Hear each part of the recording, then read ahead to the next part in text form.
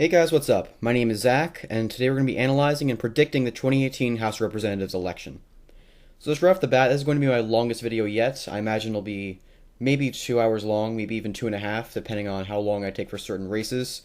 And some factors I'm going to be analyzing is going to be the policies of each candidate, the endorsements of each candidate, the margins by which Trump or Hillary won that district in 2016, any investigations that are going on in the district, if there are any. It's going to be a variety of factors, and if you guys have seen my last prediction for the House of Representatives, it was long, it was 45 minutes, give or take, but it was not thorough. It was just generalizations regarding each district, which I used to predict them. This one took me about 2, maybe 3 weeks to do. I have a script here on all the factors for each district I'll be discussing, and obviously I won't be discussing each and every single district of the United States. That would be painstaking and ridiculous. I'm going to be analyzing the districts that are key, the toss-ups, the competitive districts. Those are the districts that I'll be discussing in this video. So yeah, let's just get right into it, I guess. And just to clarify, I don't expect anyone to watch this full video. Well, maybe you will, I don't know. But if you're interested in any particular race or any particular state, I'm going to leave a key of timestamps both in the description and the comments once this video is posted, of all the different states, just in case you want to skip to a certain state. So if that's the case, then you can stop watching right now and go to the timestamps. But if not, we're starting on Arizona. So the first district I'll be talking about will be the second. So this district went to Hillary Clinton by 5 points in 2016. And alongside this, there will be a lack of incumbency advantage for the GOP. Martha McSally, who's running for Senate, as most of you know, in Arizona, will not be running in this district, so that's a lack of incumbency advantage for the GOP. The competitor in this district is Ann Kirkpatrick, a Democrat. She's the former U.S. representative. She is well known throughout Arizona for her statewide campaigns. She ran against John McCain last election cycle in 2016. She's running on her congressional background, her political experience, bipartisanship, support for Obamacare, and stronger gun laws as well. The other competitor in this district, since there is no incumbent, is Leah Marquez Peterson. She is a Republican. She is a businesswoman. She's running on her business background. She's support for term limits and lowering taxes. It's also worth mentioning that Leah Marquez Peterson is the president of the Hispanic Business Chamber of Commerce in this district. I believe that's the terminology, but she's the president of some business group that supports Hispanics. But it's also worth mentioning that Kirkpatrick is leading strongly in polls, and Kirkpatrick is significantly outraising Peterson. So now going over to the document I made regarding Arizona, the best Republican scenario would be the Democrats gain one. I think that even in the Republicans' best case scenario, the Democrats are going to take this district. There's a very, very skilled and there's a very skilled competitor in this district. Kirkpatrick has a political background of herself. I believe she was the congresswoman from this district. I can't be certain, but she does have the name recognition under her belt. Alongside this district went to Hillary Clinton, which makes it lean much more towards the Democrats, regardless of the district. And for those reasons, I would consider this district to be safe, to be in the Democrats' column, even the Republicans' best case scenario. In the Democrats' best case scenario, I believe that they can take both this district and one of these districts around Phoenix, Mesa, and Scottsdale, but that's unlikely. The likely scenario in their best case would be that they take this one, the district that was a special election earlier in the year, but even then, I think it's very unlikely. And as for this district up here, Tom O'Halloran, there was a possibility for Republicans to take this district earlier on, but we're seeing this district lean more and more towards the Democrats, and Tom O'Halloran has really been rebounding in polls, and I would not call it anything other than in the Democrats' column. So the likely scenario for for Arizona, I'd say would be Democrats +1. I think Democrats will gain this seat in Arizona. Moving on to California, this is going to be a very big state overall. There are 5 Republican seat toss-ups. There's 1 Republican seat leaning Democrat, 1 Republican seat leaning in the Republicans column, 2 Republican seats likely Republican, and 2 Democratic seats likely Democrat. So let's move over here. It's been well known throughout the entire race that this state has been key for both the Democrats and Republicans. There's a number of districts here that went to Hillary Clinton by very strong numbers that have Republican congressmen or congresswomen. There's a number of districts that don't have an incumbent running. There's a number of districts that have Democratic candidates who have been endorsed by Obama. And there's a number of districts where Democrats are leaning very strongly in polls. But let's get into specifics. This 10th district, this district went to Hillary Clinton by 3 points. The challenger, Josh Harder, is a venture capitalist working with nonprofit organizations. He is running on bipartisanship to support local farms and businesses, and he also is a supporter of Medicare for All. The incumbent, Josh Denham, voted for Trump Care, and just to clarify, Trump Care is just the terminology that I'll be using for the American Health Care Act. Trump Care is just easier to say and shorter, so just to clarify that. Harder is endorsed by Barack Obama. Denham, the Republican, is outraising Harder, and Harder is leading in the most recent polls. Going down to the 25th, this district has been getting a lot of attention, mostly because of Katie Hill. Katie Hill is a nonprofit executive. She's been getting a lot of media attention. Vice did a special on her. She unseated, she didn't unseat, but she beat a favored Democratic challenger in the primary, and now she's running against the Republican incumbent.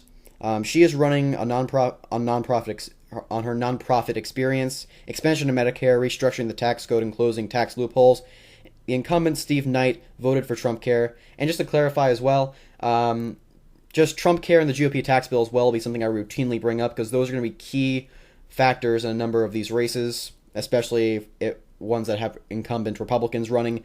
Whether or not they voted for or against Trump Care will determine whether or not they win or lose a number of these races. Katie Hill is outraising Knight in fundraising. Katie Hill is also endorsed by Barack Obama and Emily's List. Katie Hill is out. Oh, I wrote that twice. My apologies. And Katie Hill is also leading slightly in polls. I'll make a characterization on all these races once I've done analyzing all of them. Going down to the 39th, this district went to Hillary Clinton by 9 points.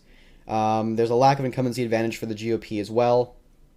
The incumbent Ed Royce will not be running in 2018.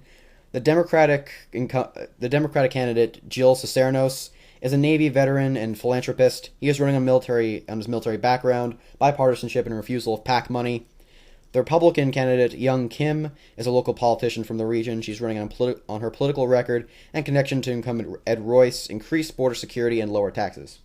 Cicernos, the Democrat, is heavily outraising Kim.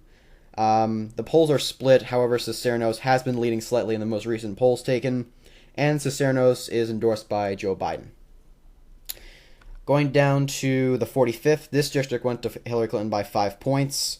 The challenger, Katie Porter, the Democratic challenger, Katie Porter, is a college professor who has worked with Kamala Harris, the Democratic senator, back when she was the Attorney General of California. She is running on support for Bernie Sanders and progressivism. This includes things like Medicare for All, an assault weapon ban, and overturning the GOP tax bill. The incumbent Mimi Walters voted for Trump Care and the GOP tax bill. The Democrat, is endorsed by Obama and Emily's List, and she's also leading strongly in polls.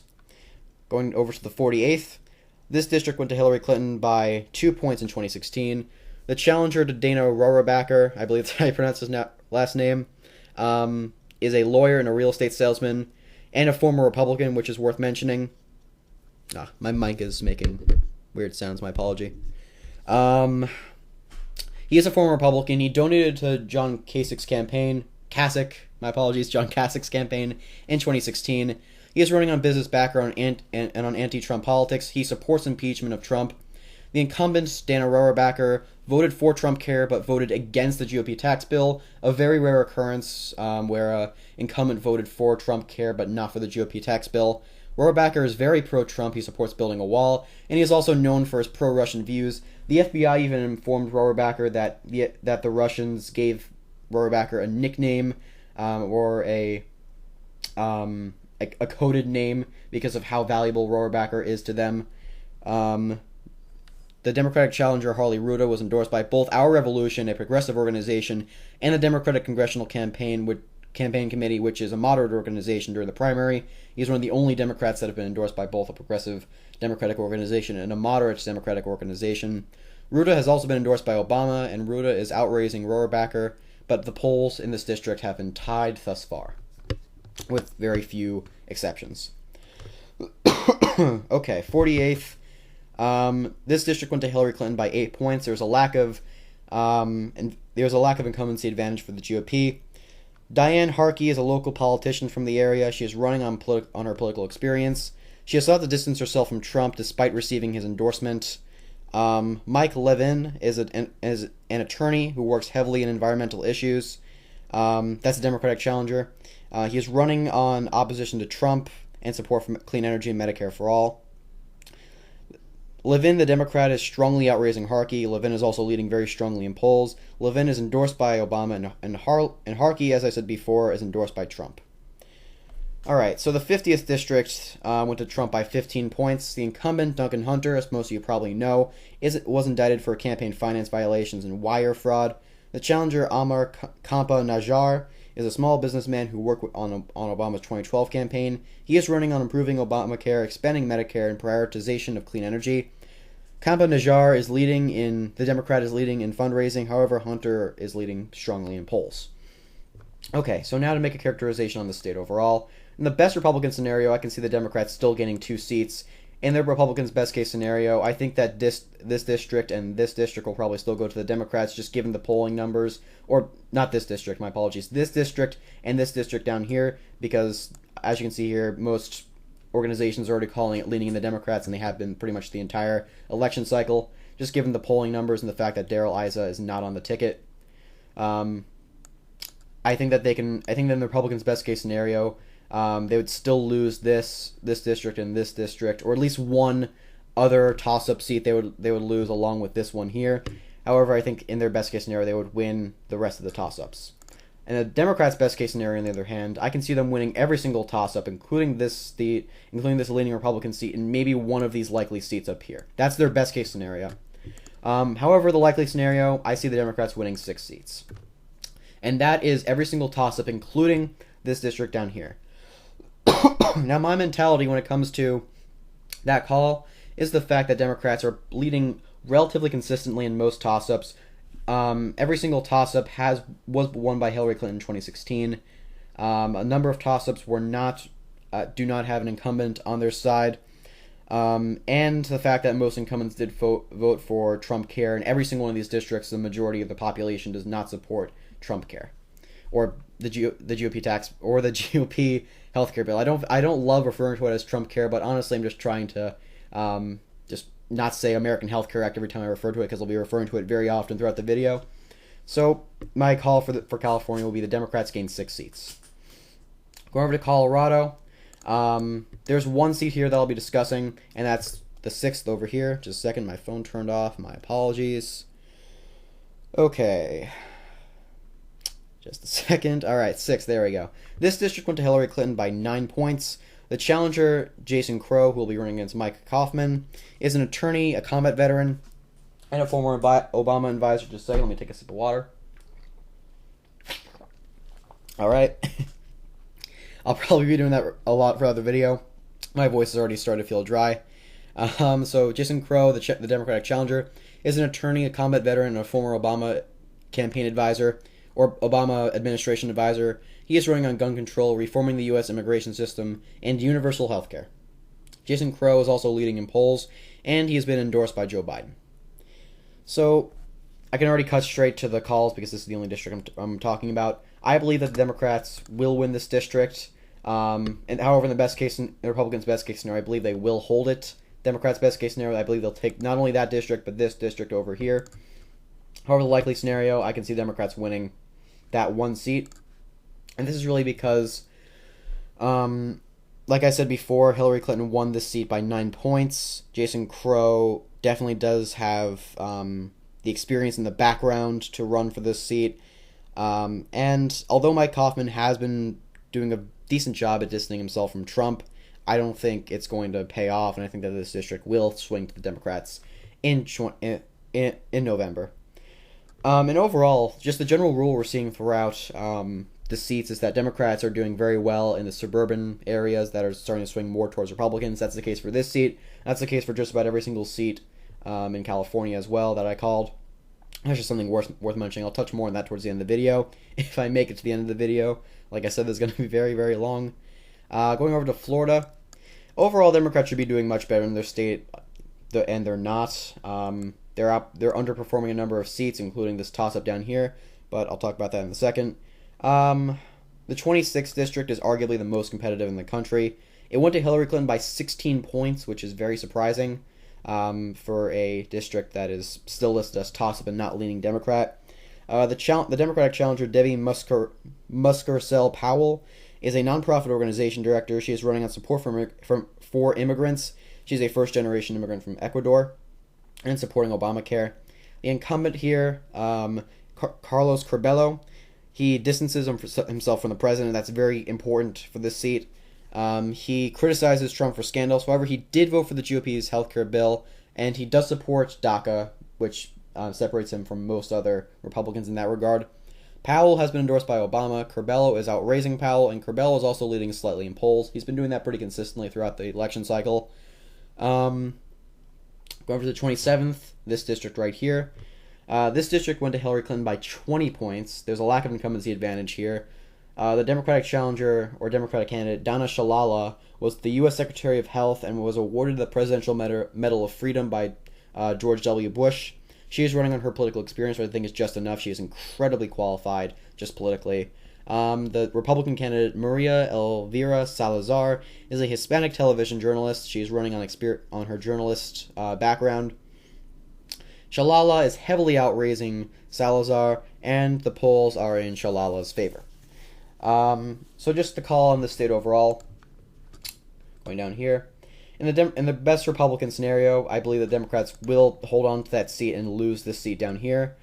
However, in the Democrats' best case scenario, I believe that they can win both these seats and maybe win one of these seats up here. I'm not discussing either of these seats because I don't think there's a whole lot to discuss about.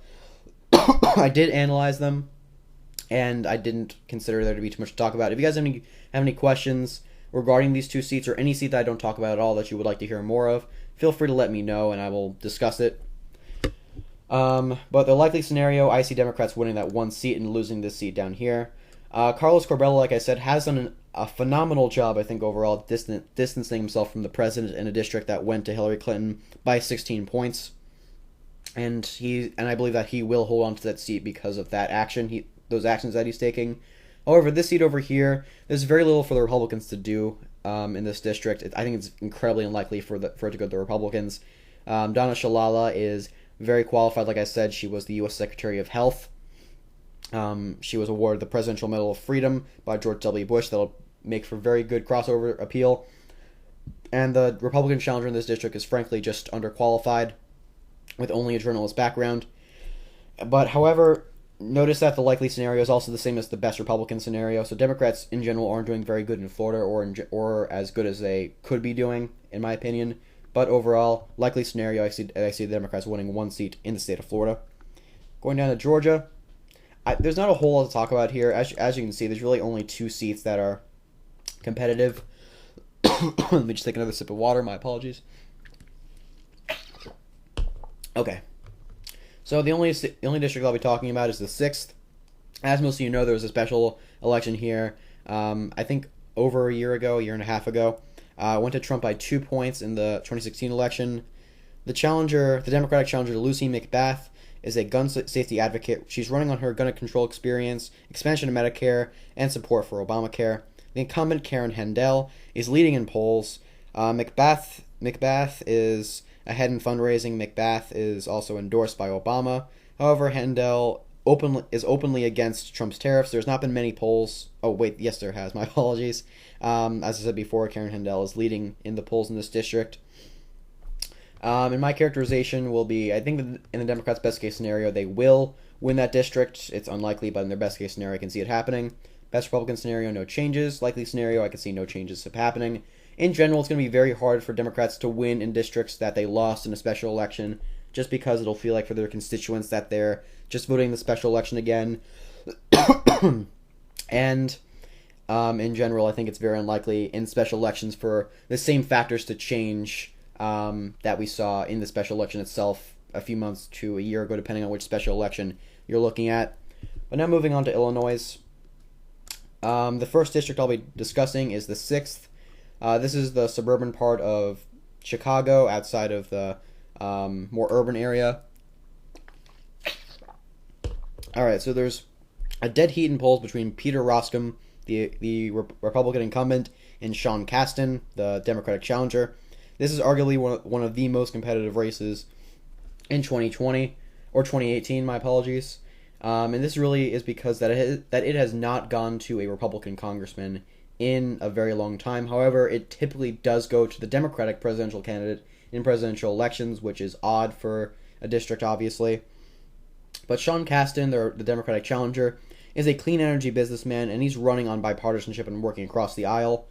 Peter Roskam, the Republican incumbent, is outraising Casten. Casten received Obama's endorsement, and the district was won by Hillary Clinton by 7 points. Going down to the 12th, there's a dead heat in polls between Mike Bost, the Republican incumbent, and Brennan Kelly, the Democratic challenger. Brennan Kelly is a local politician and a combat veteran from the area. He's running on opposition to Big Pharma, just the pharmaceutical company's influence on politics, and reducing outside money in politics in general. Obama endorsed Kelly, the Democrat, and the incumbent Mike Bost voted for the GOP tax bill and for Trump Care, and this district also went to Trump by 12 points. So I'm not going to be discussing this district. Like I said, if you have any questions about that one in particular, I did analyze it, so you could ask me, and I will give you an answer. My apologies. Like I said, I'll be routinely stopping for water breaks throughout this video, just for my own health. But let's move on to the characterization. The best Republican scenario is no changes. I can see the Republicans keeping the districts in the state in their best case scenario. The best Democrat scenario, I can see the Democrats winning this district here, this district down here, and this district as well in their absolute best case scenario. Likely scenario, however, I see the Democrats losing both these districts and winning this one right here. And this is really because we're seeing Casten. Well, there haven't been many reliable polls taken here, but the polls that have been taken show a dead heat between Casten and Roskam. And it is also worth mentioning this district did go to Hillary Clinton by 7 points, whereas these ones went to Trump by pretty solid margins. And in general, I could see this one going to Sean Casten.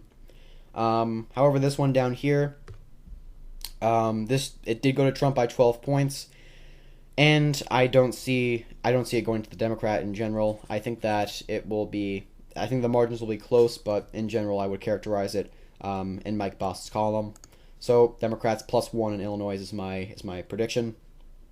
Moving on to Iowa, there's one Republican seat that's leaning in the Democrats' column, one Republican seat that's a toss-up, and one Republican seat that's likely Republican. And in general, this is a very this should be a very worrisome map for the Republicans, considering that there is a slight possibility that the Democrats could win in every single district here, as you're seeing by these shadings.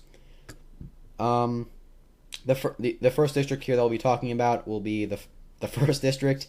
Abby Finkenauer, the Democratic challenger, is a local Iowa politician. She is campaigning on pro-union policies, increasing resources for farmers, and pro-choice policies. Abby Finkenauer is also has a very strong lead in polls over Republican incumbent Rod Blum. This district did go to Trump by 4 points. Finkenauer did receive Obama and Biden's endorsement, and one key factor, which is the main reason why this race is called leaning in the Democrats' column rather than just a toss-up, is that the incumbent Rod Blum is currently under investigation for an ethics violation.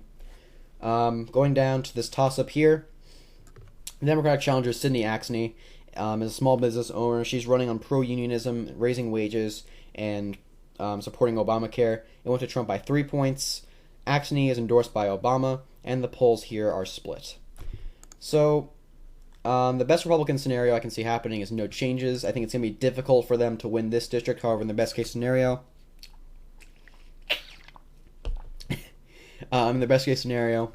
I can see them holding it. Same with this district here. Democrats' best case scenario, I can see them easily taking this district and this district in their best case scenario. However, the likely scenario, I believe Democrats will gain one seat, this district right here. I think that it will become competitive here. We are seeing Axne leading slightly in recent polls. However, I think that there is going to be, I think it's going to be hard for both parties to campaign here. But in the end, it would have been hard in this district as well if it wasn't for Rod Blum being investigated, but he is, which is why it's called in Democrats' column. But in general, Democrats +1 in this state. Going over to Kansas, the first district we'll be talking about in Kansas. Let me just take another sip of water. All right, geez, sorry about that. I didn't expect to be drinking that much water this frequent throughout the video already. All right, so the first district we'll be talking about in this state will be the second. In this district, there is a lack of incumbency advantage for the GOP. Lynn Jenkins will not be running here. It went to Trump by almost 20%. This district is typically strongly Republican. On the Cook PVI scale, it's rated as strongly Republican. The challenger, the Democratic challenger, Paul Davis, is the former Kansas House Minority Leader and the Democratic nominee for Kansas, governor of Kansas in 2014. He is running on bipartisanship. He's been endorsed by 36 Kansas Republican politicians. He advocates for bipartisan effort on immigration and fixing Obamacare. And he is vocally against Obama-era economic regulations, and he's a Democrat, so that's something worth mentioning. Steve Watkins... sorry about that. Steve Watkins, a Republican, he is a veteran, an engineer. He is running on his military experience. He is pro-gun and pro-life. Excuse me. Paul Davis is slightly leading in polls, and Davis is also outraising Watkins in fundraising. Now moving on to this third district here. This district went to Hillary Clinton by 1 point in 2016. Challenger Sharice Davids, the Democrat, is an attorney. She's running on an economic platform of tax cuts for middle class and incentivizing healthcare benefits for small businesses. She supports transition to wind energy in Kansas to combat global warming, and she also supports an expansion of Medicaid. Davids is endorsed by Obama. Yoder, the incumbent, is endorsed by Trump. Davids is leading decisively in polls. I believe it's by almost double digits. And the incumbent, Kevin Yoder, is outraising Davids by large margins. So now for my characterization. In the best Republican scenario, I think they can hang on to both those seats. In the Democrats' best case scenario, I think they can take both. And my likely scenario will be the Democrats will take both. And my logic for this is that in this second district, there's no Republican running, and the challenger is a very well-known Democrat, someone who ran for the governor of Kansas and was the Kansas House Minority Leader, so name recognition is definitely a big factor here, along with lack of incumbency advantage is also going to be a big factor, and the fact that she's leading in polls when the election is less than a month away is a factor in why I'm calling this seat for the Democrats. And as for this district here, it did go to Hillary Clinton by 1 point. The Democrat may not be very well known, but she is leading very strongly in polls. So my logic for both these seats are two very different factors. However, they both lead me to the same conclusion that both these districts will go to the Democrats in 2018. So now moving on to Kentucky. There's only one district I'll be talking about here, and that's the 6th. So a big factor in the state will be the Trump tariffs, along with Iowa. I meant to mention that before. But the 6th district, this district went to Trump by 16 points. The challenger, Amy McBrath, is a Democrat. She's a former Marine. She was the first female to pilot an FA-18 in combat. That's a fighter pilot. She gained national attention after her campaign ad went viral last year. I saw it as soon as it came out. I thought it was very inspirational and just in general very well made overall. She's running on her military background and on bipartisanship. The incumbent, Andy Barr, is running on his congressional experience and conservative values. He's also painting McGrath as a radical liberal. The polls are in dead heat, but Barr is slightly favored. So that's it. That's the only district that's worth talking about in the state. In the best Republican scenario, I can see the Republicans easily holding on to it in their best case scenario. In the best Democrat scenario, however, I can see them gaining that seat. The likely scenario, I believe that the Republicans will hold on to that seat. This district went to Trump by 16 points, and I really doubt that it's going to swing that far. I think the main reason why it's as competitive as it is because of Amy McGrath. Just as a candidate in general, I think she's an excellent candidate for the Democrats. And if you guys would want more logic or any a further explanation for any of these seats, please leave a comment down below. I kind of have to conserve time just for my sake and for your sake in this video. Now going over to Maine. There was one Republican toss-up. This district went to Trump by 10 points. The incumbent Bruce Polikin voted for the GOP tax bill and for Trump care. The Democratic challenger Jared Golden is a local politician in Maine and a Marine veteran. He is running on bipartisanship, universal health care, stronger labor laws, and expansion of Social Security benefits. Golden, the Democrat, is endorsed by Obama. The incumbent Polikin is painting Golden as a radical. And Polikin is also leading narrowly in polls. Best Republican scenario, no changes. Best Democrat scenario, the Democrats will take that seat. Likely scenario, I can see the Republicans holding on to this seat. I think that Trump's influence here is strong, and I think that it's unlikely for it to flip, although Golden is leading slightly in polls. That's only the most recent polls. It could very easily switch back into Polikin's column, and polls are not the only factor here. Fundraising is also a factor, along with just incumbency advantage as well. I think is a big factor here. So Republican in the Republicans column. Going over to Michigan, just a second. There is one Republican seat that's leaning Democrat, one Republican seat that's a toss-up, and 3 Republican seats that are likely. In the 11th, there's a lack of incumbency advantage for the GOP. Went to Trump by a fraction of a percentage points, less than 1%. The Democratic challenger Haley Stevens is a former U.S. Treasury official and an Obama campaign aide. She is running on a $15 minimum wage, increased coverage of Medicare, and free community college. Lena Epstein, the Republican running in this district, is a businesswoman with a background from oil. She ran on Trump's campaign in Michigan. I believe she ran Trump's campaign in Michigan, ran the entire campaign in Michigan. She's running on support for Trump, and she has publicly defended Trump on the Russian investigation and on his trade policy, and she's also running on her business background. Stevens has been endorsed by Obama, the Democratic candidate. The 6th district, or the 8th district, my apologies, went to Trump by 7 points. The incumbent Mike Bishop voted for Trump care. Let me just take a sip of water. Challenger Elisa Slotkin, the Democrat, is a former national security advisor to George W. Bush and Barack Obama, which gives her the experience, and she's also running on support for Obamacare. Slotkin, the Democrat, has been endorsed by Obama. Bishop, the Republican, is leading in polls, and Slotkin, the Democrat, is outraising Bishop. So now for the characterization overall. Best Republican scenario, no changes. Best Democrat scenario, +3. That's that one leading Democrat seat, that one toss-up, and maybe one likely seat. Likely scenario, I believe Democrats will win this seat and lose this seat.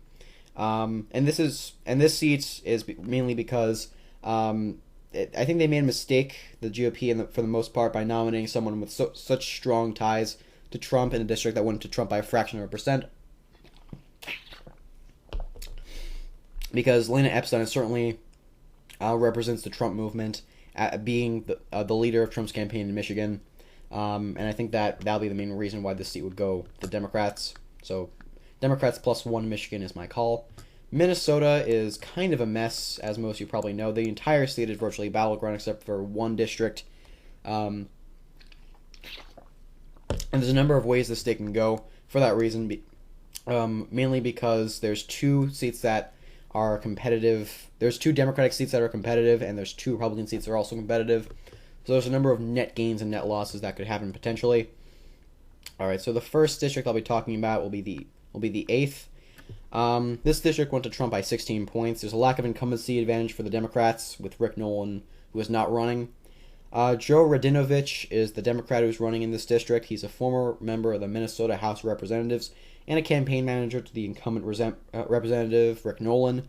He is running on pro-unionism, election reform, and Medicare for all. Pete Stauber, the Republican, is a former police lieutenant. He supports pro-Trump policies, including pro-life policies, illegal immigration, and the Second Amendment. Radinovich, the Democrat, is endorsed by Obama. Stauber, the Republican, is endorsed by Trump. There's a dead heat in polls. Radinovich has a very slight lead. And Stauber, the Republican, is outraising Radinovich. Going down to the 3rd, this district went to Hillary Clinton by 9 points. The challenger, Dean Phillips, the Democrat, is a wealthy entrepreneur. He's running on his business background, reforming Obamacare, and not accepting money from PACs. The incumbent, Eric Paulson, voted for Trump care. The Democrat Dean Phillips is endorsed by Obama, and he is also leading strongly in polls. Going down to the 2nd, This district went to Trump by 1 point. The challenger, Angie Craig, is a businesswoman she's running on her business background and education reform. The incumbent, Jason Lewis, depicts Craig as a greedy corporate executive, and Jason Lewis has received criticism for misogynistic comments he made on his radio show. That's been a heavy point of Angie Craig's campaign. Excuse me. Angie Craig is leading very strongly in polls, and she's also outraising Jason Lewis. Going down to the first, that's a toss-up. This district went to Trump by 15 points. There's a lack of incumbency advantage for the Democrats in this district. Dan Feehan, the Democrat, is an Army veteran and an Obama administration official. He is running on his military experience and rejection of PAC money, and he supports Obamacare and expansion of Medicare. Jim Hagedorn is a Republican and is a former U.S. Treasury official. He is running on support for Trump legislative agenda. Polling strongly favors Hagedorn in this race.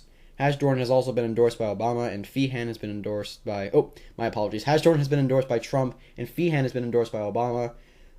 The Democrat, Feehan, has been endorsed by Obama. Feehan is also outraising Hagedorn. So now time for the calls overall. In the best Republican scenario, I can see Republicans gaining 1 seat, meaning that they take back both these seats and then lose only one of these seats to the Democrats. So that's a net gain of +1, a net gain of a +1 on an overall gain. In the best Democrat scenario, they hold on to both these seats and gain both these both these leaning seats right here. A net gain of 2. In the likely scenario, that I believe Democrats will gain +1, but that's a net gain. Just to show what I mean, I believe the Democrats will win. Just a second, my phone turned off. I believe Democrats will gain this seat up here. I think they'll lose this seat down here, but I believe that they'll gain both these seats right here. And my logic in general here is that in this district, although it did go to Trump by relatively solid margins, 16 points is very, very solid. Obama's endorsement will probably go a long way, and the polls are close, whereas this district down here, the polls are not close. Just a second, let me get to it. Hagedorn is leading very strongly in polls, and it went to Trump by 15 points as well. So that's my call. That's my call for the state overall. Let me just reset the map. Okay, going down to Nevada. This is another state that Democrats should be worried about. One of very few states that Democrats should be worried about. In the 4th district, there's a lack of incumbency advantage for the Democrats. The incumbent, Ruben Kihuen, is facing sexual misconduct allegations, and he is not running for that reason. It went to Hillary Clinton by 5 points. The 2 former U.S. representatives from the district are running. One of them is Stephen Horsford. He represented this district from 2013 to 2015. He is running on improving Obamacare and increasing funding towards education, public education. Crescent Hardy is the Republican running here. He represented the district from 2015 to 2017, and he is running on cutting back the federal deficit, expansion of charter schools, and cutting back U.S. interventionism. Horsford, the Democrat, has been endorsed by Obama and Biden. Going down to the 3rd district, there's a lack of incumbency advantage for the Democrats as well here. Let me just make sure it's centered. I hope it is. Jackie Rosen, as most of you know, is running for the Senate in this state. This district went to Trump by 1 point. Susie Lee, the Democrat running here, is a local education official. She's running on improving Obamacare, improving childhood education, and instituting gun safety measures. Danny Tarkanian is the Republican running here. He's a nonprofit executive running on his support for Trump, defunding Planned Parenthood, repealing Obamacare, supporting school vouchers, and supporting veterans. The Democrat Lee is endorsed by Obama, and Tarkanian, the Republican, is endorsed by Trump. So, in the Republicans' best-case scenario, I believe that they can pick up 1 seat. This seat down here, I believe that in their best-case scenario, they could pick up. The best Democrat scenario, obviously no changes. Likely scenario, I believe there will be no changes. I think that Democrats are favored in both these districts, and I think it's very unlikely for them to lose either. Now going over to New Jersey, this is a very important state, arguably just as important as California, as you can already see here, given the toss-ups in states that are leaning towards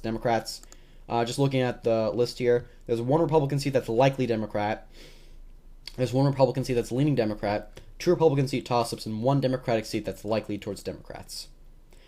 So to start off, the 11th district over here, there's a lack of incumbency advantage for the Republicans. It went to Trump by less than 1 point. The challenger, Mickey Sherrill, take a sip of water. Mickey Sherrill, the Democrat, is a former federal prosecutor from the state of New Jersey and a combat veteran. She's running on protecting Obamacare, investing in technology, jobs, and clean energy, and preventing gun violence. Jay Weber, the Republican here, is a local politician from the region, running on providing tax relief to families and small businesses, ending sanctuary cities, and lowering the federal deficit. Weber has been endorsed by Trump, that's a Republican, and Mike Pence. Sherrill, the Democrat, has been endorsed by Joe Biden. Sherrill is also leading in polls, and Sherrill is outraising Weber. The 7th district, the toss-up right here, went to Hillary Clinton by 1 point. The challenger, Tom Malinowski, is a former... The Democratic challenger, Tom Malinowski, is a former Obama administration official and a Human Rights Watch official. He is running on diplomatic and human rights record, opposition to Trump. My apologies. I've already been making this video for too long. The incumbent, Leonard Lance, the Republican, is running on his moderate voting record and separation from Trump. Leonard Lance did not vote for the GOP tax bill or Trump care. Despite this, however, Malinowski, the Democrat, is leading in polls. He is also outraising Lance, the Republican, and Malinowski is endorsed by Barack Obama. Going down to the 3rd district, this district went to Trump by 6 points. The challenger, Andy Kim, the Democrat, is a former Obama administration official and a national security official. He's running on national security background, anti-partisanship, and opposition to MacArthur's, the Republican, support of Trump care. The incumbent, Tom MacArthur, is running on his moderate voting record in opposition to the Republican Party on gun and immigration policies as a Republican. Tom MacArthur, the Republican, also voted for the GOP tax bill and Trump care. He was a very big supporter and a very big proponent of Trump care. Andy Kim is leading in polls, and Andy Kim is endorsed by Obama, and MacArthur, the Republican, is outraising Kim. Going down to the 2nd, there's a lack of incumbency advantage for the GOP. This district went to Trump by 5 points. Seth Grossman, the Republican, is an attorney. He is vocally pro-Trump, very, very pro-Trump. He's running on illegal immigration opposition, defending Trump's legislative agenda in, quote, every way I can, that's his words, and repealing Obamacare. The challenger, the Democratic challenger, Jeff Van Drew, is a local politician from the area. He is running on anti-partisanship, lowering the cost of healthcare, and bringing manufacturing jobs back to southern New Jersey. Van Drew, the Democrat, is leading by over 20 points in the most recent poll, a very staggering number. And Van Drew is also outraising Grossman $1 million to $90,000. He's raised $1 million, and Grossman has raised $90,000, which really shows you the amount of enthusiasm that Republicans have at winning this district, or keeping this district in November. All right. So, the best Republican scenario, the Democrats gain 2 seats. I think that even in the Republicans' best case scenario, the Democrats will keep this seat and this seat down here, but the Republicans could win both these toss-ups in their best case scenario. In the Democrats' best case scenario, the Democrats would win these 2 seats and these 2 toss-ups as well. And the Democrats' best case scenario, I can see them winning all 4. And this really comes down to the fact that there's a number of seats that went narrowly to Trump. There's a number of seats with incumbents that were very strong proponents of Trump care, and a number of citizens in these districts do not have a favorable view of Trump care, and that's really going to be the downfall for a number of Republicans in these districts is Trump care and the margins that went to Trump in or Hillary in 2016. So for that reason, I would call all 4 districts in New Jersey in the Democrats' column, or all 4 competitive districts in the Democrats' column. Going over to New Mexico. Hopefully, I'm not making too much noise in the mic. My apologies. There's kind of a lot of wires around the mic, so if you're getting a lot of noise or feedback, my apologies. Going over to New Mexico, there's one district I'll be talking about in this, and that's just big toss-up down here. There's a lack of incumbency advantage for the GOP. Steve Pearce will not be running. This went to Trump by 10 points in 2016.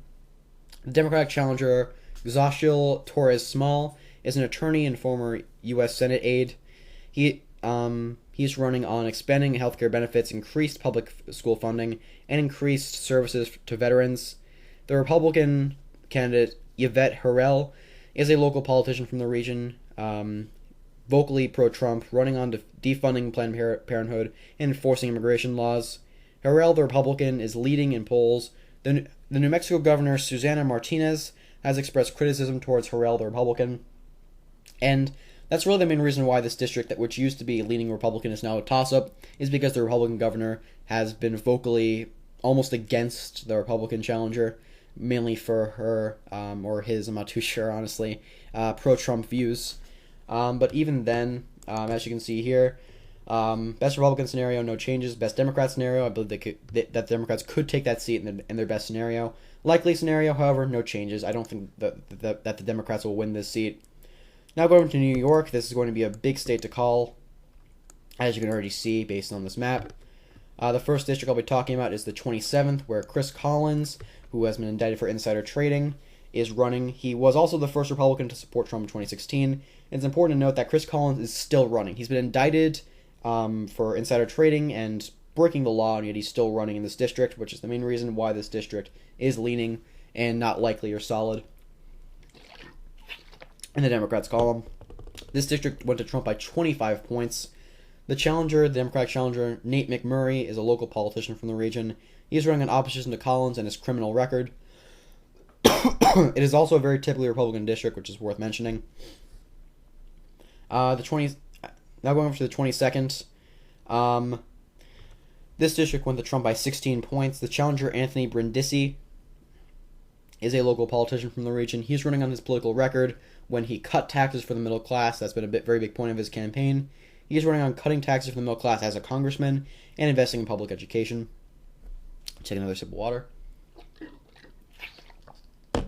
Ah, crap, I'm almost out of water. The incumbent, Claudia Tenney, Republican, voted for Trump Care, the GOP tax bill, and to defund Planned Parenthood, and she supports repealing Obamacare. Brindisi is the Democrat is outraising Tenney, and Brindisi is also leading in polls. Going over to the 19th.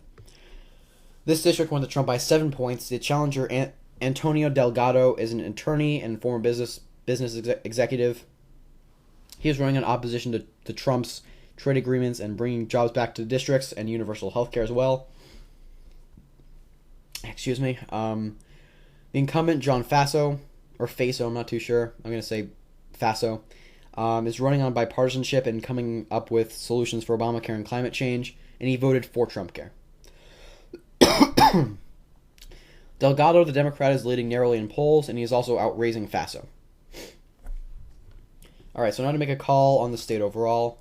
In general, the state is very key for the Democrats to win in November. But in the best Republican scenario, I think that Democrats could win at least one of these toss-ups in the Republicans' best case scenario.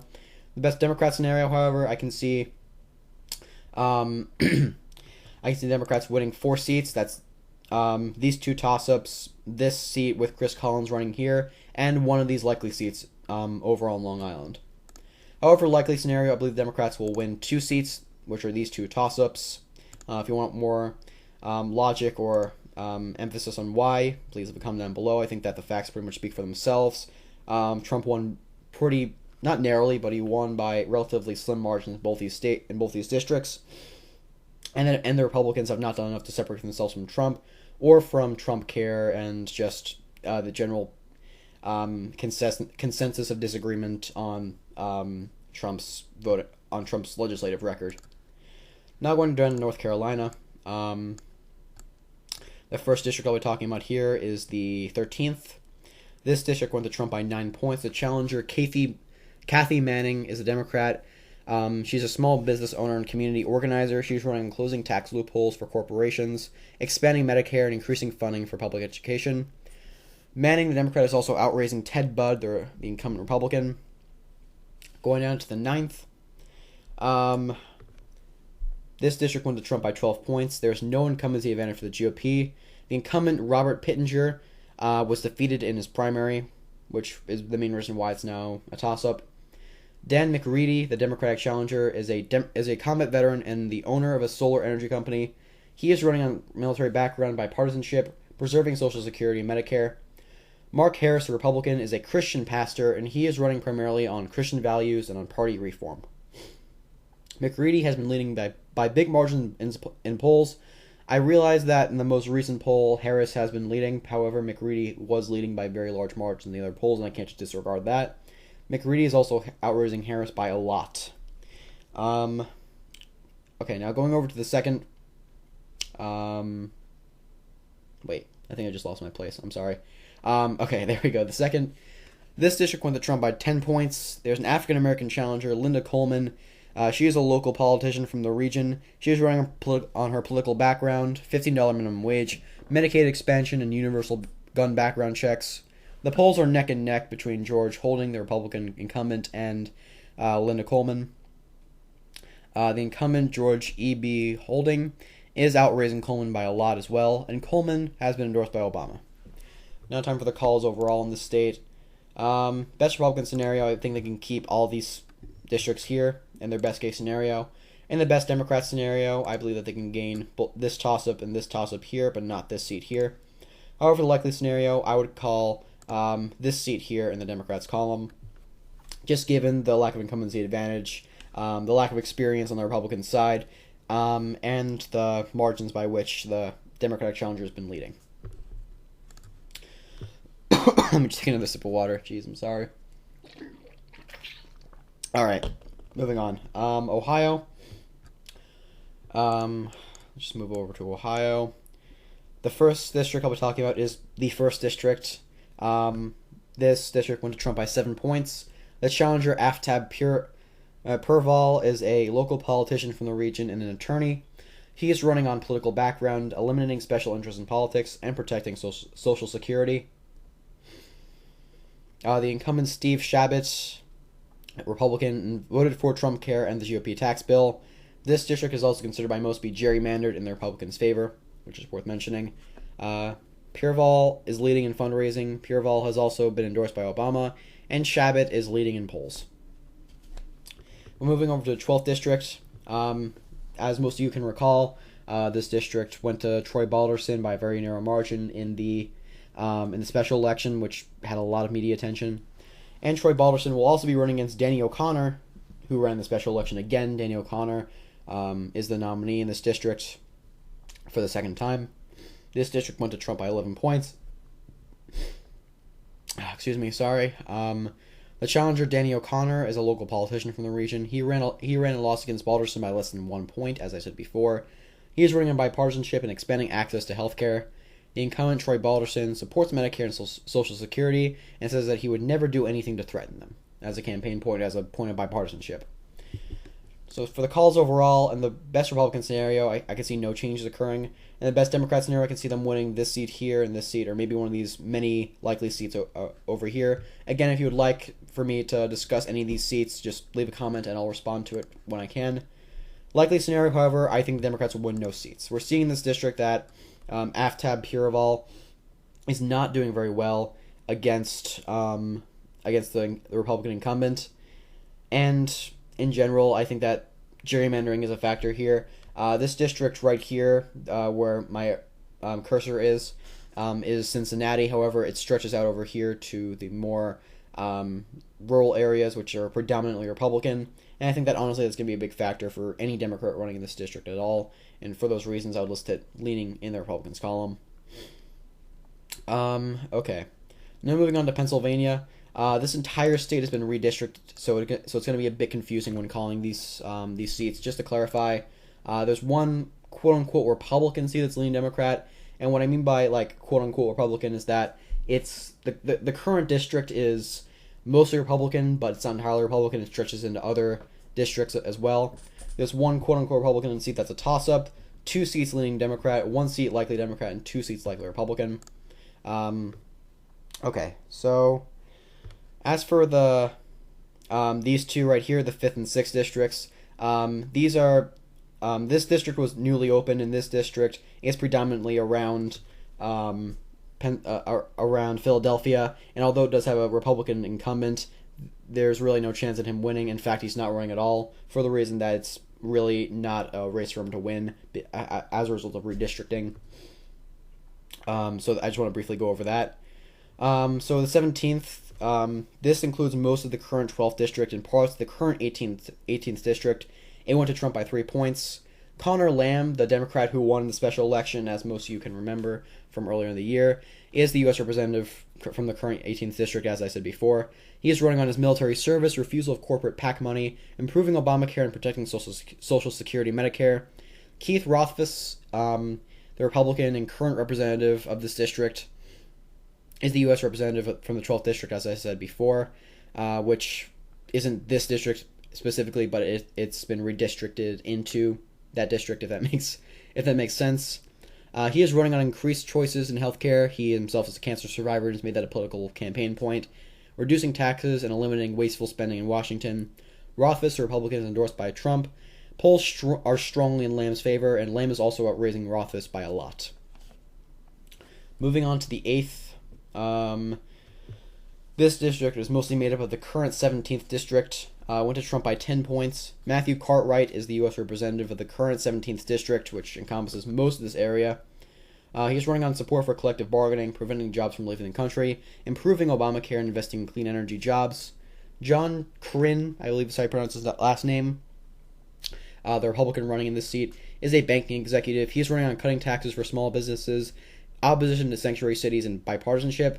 There have been no reliable polls taken in this district so far. Once there is, I'll probably make a video talking about it, as I will for some of these seats as well. Cartwright, the Democrat, is endorsed by Obama. Cartwright has the advantage from having the newly formed district take up most of the current district he represents, so that's a technical incumbent advantage. Going down to the 7th, this district is an open and newly formed district. It's mostly made up of the current 15th district. Former incumbent Charlie Dent, who was a Republican who was representing this district, resigned a few months ago. It went to Hillary Clinton by 1 point. Susan Weil, the Democrat, is an attorney and the first female litigator of Allentown. She is running on bipartisanship, particularly in working on Medicare and Social Security. Marty Nothstein, the Republican, is an Olympic cycling champion. He's running as a conservative outsider, reducing business regulations and reducing taxes. Wild, the Democrat, is endorsed by Obama. Wild is also leading in polls, and Wild is outraising Nothstein by a margin of about 2-1. Going down to the 1st, the toss-up in this state. This district is mostly made up of the current. I'm going to take another sip of water. Is mostly made up of the current 8th district. It went to Hillary Clinton by 2 points. Brian Fitzpatrick, the Republican, is the current U.S. representative of the current 8th district. He is running on bipartisanship. He's the only Republican candidate in Pennsylvania to be endorsed by the labor union AFL-CIO. His career as an FBI agent and fighting the opioid epidemic is 2 other campaign points he's been making. Scott Walz, the Democrat, is a nonprofit organization executive running on opposition to Trump. His record in running a nonprofit and his refusal of corporate donations. Fitzpatrick, the Republican, voted for the GOP tax bill, and the Wallace Democrat is endorsed by Obama. Fitzpatrick, the Republican, is leading mildly in polls. Wallace, the Democrat, is also outraising Fitzpatrick 2-1. Wallace is a billionaire. The Democrat is a billionaire. So now the characterization overall for the state.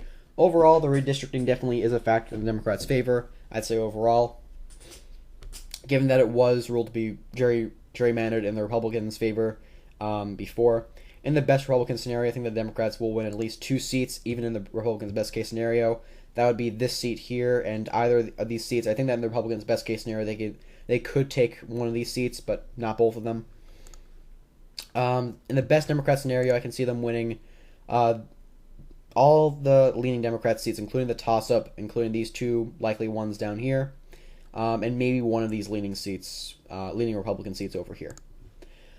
The likely scenario, which is going to be my call, is Democrats plus 4 seats, which is this seat, this seat here, this Republican seat that's likely here, and I believe they'll take that toss-up as well, just given the margins and polling and given Obama's endorsement, which I think will be a big factor, and the fact that Fitzpatrick voted for both the GOP tax bill and for Trump Care, which are not approved of very strongly in this district overall. Okay, now moving on to Texas. There are 3 Republican toss-ups and 3 Republican seats that are likely Republican. Let me just move on over here. The 23rd down here, this district went to Hillary by 3 points. The Hispanic challenger Gina Ortiz Jones, the Democrat, is a former Air Force intelligence officer and a national security advisor. She is running on support for a pathway to citizenship. She's a mother. Her mother is an immigrant. And a support for a single-payer healthcare system. The incumbent Will Hurd, Republican, voted against Trump Care, which will be a key factor, one of the very few Republicans who voted against Trump Care in the House. Gina Ortiz-Jones has been endorsed by Obama. Will Hurd, the Republican, is leading strongly in polls, and Hurd is also outraising Ortiz-Jones, or Ortiz-Jones, I'm not too sure how you pronounce that name. Moving on to the 32nd, in Dallas over here. This district went to Hillary Clinton by 2 points. The challenger, Colin Allred, is an attorney and a former NFL linebacker. He is running primarily on his past. He was raised by a single mother in a rough community, and on bipartisanship. The incumbent, Pete Sessions, voted for Trump Care and is very pro-Trump.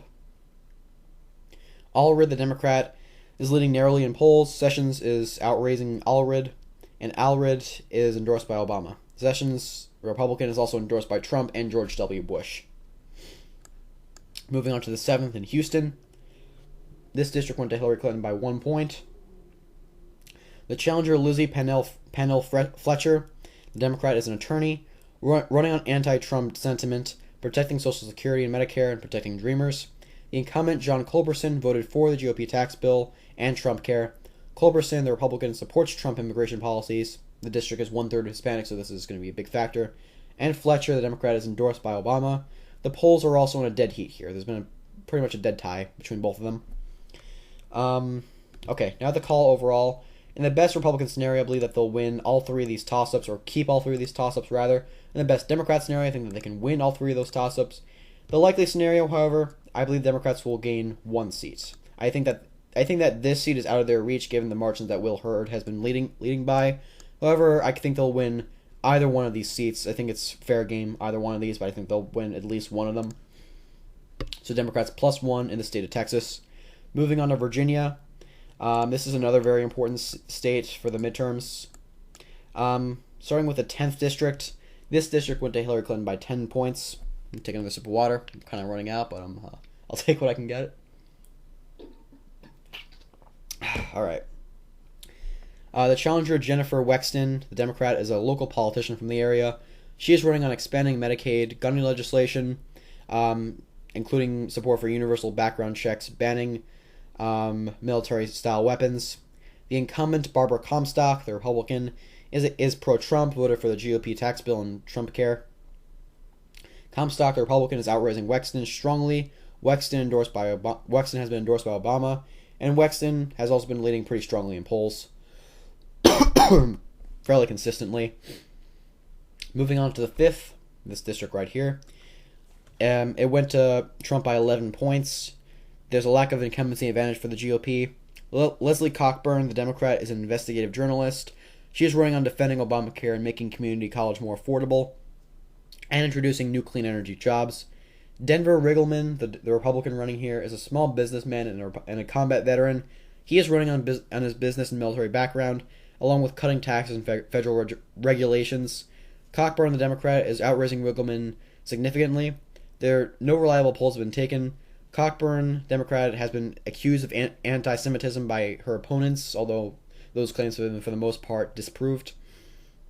And Riggleman, just as a bit of light humor, I guess, there's an incident in this district in which Cockburn's campaign brought up a picture on Riggleman's Instagram of a nude picture of Bigfoot, and that was used ridiculously often by the Cockburn campaign, to the point where it almost made both of them just look like idiots, and it really didn't have tremendous effect on the election overall, but just something that's worth mentioning, I guess. Moving on to the 7th. This district went to Trump by 7 points. The challenger, Abigail Spanberger, is a former CIA officer. She's running on her law enforcement background and strengthening Obamacare. And the incumbent, Dave Bratt, is a member of the Tea Party, aka the Freedom Caucus, and voted for Trump Care and the GOP tax bill. Spanberger is endorsed by Obama, and the polls here are tied. Going over to the 2nd All right. All right. Almost done. We're on to the V's. Almost towards the end.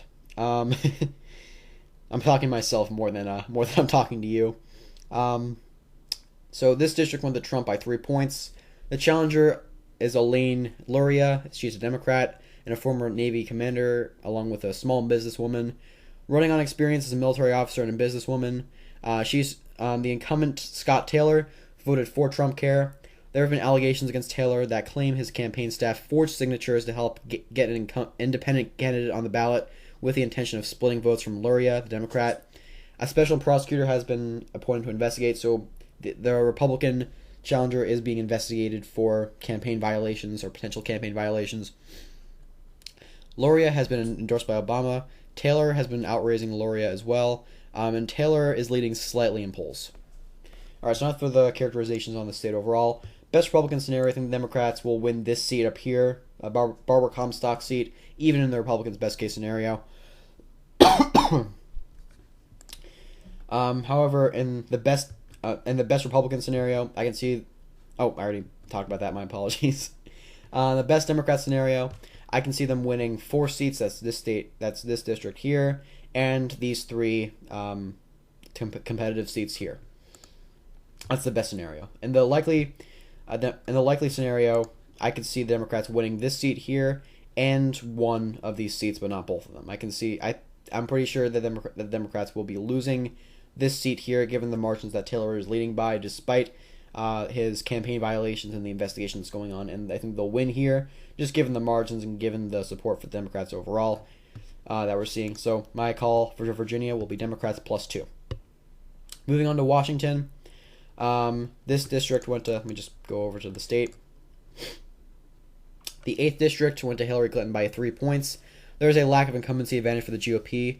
Kim Schreier, the Democrat, is a pediatrician running on support for Medicare. Expansion on support for Obamacare. My apologies. Expansion of Medicare and support for Planned Parenthood. Dino Rossi is a Republican running here. He is a local politician from the region and has ran for governor twice and the U.S. Senate once, so he has high name recognition. He is running on his political record and support for the GOP tax bill. Polls are in dead heat. Rossi is outraising Schreier, and Schreier is endorsed by Obama. Moving on to the 3rd. This district went to Trump by 7 points. The challenger, Carolyn Long, the Democrat, is a university professor who is running on repairing Obamacare, preserving Social Security Medicare, along with overturning the Citizens United decision. The incumbent, Jamie Herrera Butler, I believe is how you pronounce his last name, Republican, vocally supports Social Security and Medicare and supports repealing Obamacare, a big factor when it comes to bipartisanship. Herrera Butler is significantly outraising Long. No reliable polls have been taken. Once there are, I'll discuss them. The Democrat Long is also endorsed by Obama. The 5th district went to Trump by 13 points. The challenger, Lisa Brown, is a local politician running on expanding Medicare, protecting Social Security, and easing student debt. The incumbent, Kathy McMorris Rogers, is outraising Brown. Brown, the Democrat, is endorsed by Obama and Emily's List. There have been no reliable polls taken here. So characterizations for the state overall. Best Republican scenario, no changes. I can see them holding on to these 2 districts and holding on to this toss-up. Best Democrat scenario, I can see them winning this seat here and this seat down here in their best case scenario, but probably not this seat. Likely scenario, I can see the Democrats winning this toss-up, but not these 2 districts. I think that these 2 districts are out of their reach. West Virginia, there's really only one district I'll be talking about, and this one is very interesting. I think this is probably one of the most interesting House races in general. This 3rd district went to Trump by 49 points. There's a lack of incumbency advantage for the GOP. Richard Ojeda, the Democrat, is a local politician from the region and an Army veteran. He is running on his political record, along with introducing a medical marijuana bill which got passed in this district. Support for medical marijuana use to combat the opioid crisis, along with expanding and improving Obamacare. Carol Miller, the Republican, is the majority whip of the West Virginia's House of Delegates. She is running on combating the opioid crisis, along with very pro-Trump policies. She's pro-life, she's pro-coal, pro-gun, supports the Mexico Wall, and making English the national language of the United States. Carol Miller is leading in polls, and Carol Miller has been endorsed by Trump. So characterizations on this race overall. Obviously, best Republican scenario, no changes. Best Democrat scenario, I think that they could take this seat, despite the enormous margin with the Trump by. I think they could take this seat in their best case scenario. Likely scenario, however, I don't think that the Republicans will win this seat. Really the only reason why this seat is competitive at all is because they have an excellent candidate on their side. Richard Ojeda has done an excellent job. I've said excellent 3 times. I'm starting to slowly lose my mind as I make this hour-and-a-half long, maybe even more long video. But Richard Ojeda has done a very good job at separating himself from the Democratic Party as a whole, along with supporting very bipartisan policies. But even then, I think that it's not ready to go to the Democrats. Now moving on to Wisconsin, I believe this is the very last state to call, and there's only going to be one district I'll be discussing. This first district went to Trump by 10 points. There's a lack of incumbency advantage for the GOP. Paul Ryan, the House Majority Leader, is retiring. This is his district. Randy Bryce, the Democrat, is an iron worker, a union activist, and an Army veteran. He is running on his record as an iron worker, and his support for Medicare for all.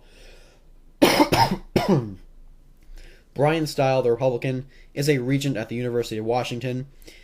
He is running on reducing taxes and government influence. Polls are in Stiles, the Republicans' favor. Randy Bryce is significantly outraising Stile. Bryce is endorsed by both Bernie Sanders and Barack Obama. Stile is endorsed by Trump and Paul Ryan. All right, so best Republican scenario, no changes. I think that in their best scenario they will keep the seat. The best Democrat scenario, I believe that they can win this seat here. However, likely scenario, I believe that there will be no changes. And this is mainly because of Bryce's significant advantage in polls. Like, it's a very large lead. And I think that the fact that this is Paul Ryan's home district will be a big factor in why it goes to Republicans as well. Alright, so that is every state, but we're not done yet. I'm going to make some characterizations overall on the majorities and the margins of victory by each candidate in all scenarios. Best Republican and best Democrat in the likely scenarios. Alright, so this is the current House of Representatives. There's currently 193 Democrats in the House and 236 Republicans. That's 4 Republican vacancies and 2 Democrat vacancies. And the Republicans currently hold the majority in the House by 18 seats. In the Republicans' best case scenario, I think the Democrats will gain 11 seats, even in the Republicans' best case scenario. And this is the math of everything else. And this would mean the Republicans would hold the majority by 14 seats. In the best Democratic scenario, however, I believe Democrats will gain 60 seats, which is, I think, overlapping the margins of victory that the Republicans made in the wave year of 2012. Or maybe not 2012, maybe it's, whatever. You guys know the election cycle I'm referring to. And the Democrats would take the majority by 36 seats. My likely scenario and the entire call for this video and my entire call for the House of Representatives, at least currently, I believe the Democrats will take 32 seats, and they would hold the majority, given these numbers, by 7 seats. And that would be a margin of 225 to 210. Alright, so that's the video. In general, the House of Representatives has been in the favor of the Democrats throughout the entire election cycle, and this is mostly as a result of just Trump Care, the GOP tax bill, which doesn't have a lot of approval throughout the United States, and the general shift of suburban neighborhoods towards the Democrats, which has really been the largest factor in why the Democrats are doing so well, because the majority of the seats that I discussed were suburban districts that are currently represented by Republicans, and I think we're seeing that suburban districts are becoming more friendly towards Democrats overall because of Trump, because of not only just his rhetoric, which I think turns off a number of suburban areas, but his policies as well, which are, and it's not just Trump. I mean, the Republican-controlled Congress has not satisfied the needs of the suburban districts at all. They did not repeal Obamacare, which is really the main reason why this call is how it is. And in the end, I think that the Democrats will take the majority. It'd be remarkable if it is by these numbers. If it is by these margins, then I'd be very surprised. But I think the Democrats will take the majority in the House of Representatives. All right, so that's the prediction. Hopefully it wasn't too long, and hopefully you guys got something out of that, whether you watched the entire video or whether you just watched snippets of races that you're interested in. I hope you guys enjoyed it. And just as a side note, I've been very happy with the growth I've been seeing on my channel. We reached, I think it's 142 subscribers as of now. It might be even more. But in general, thank you guys so much. That video that I made a few days ago now has almost 6,000 views, which is something that I never thought would happen this early on. So thank you guys so much. And yeah, I'll see you in the next video. Bye.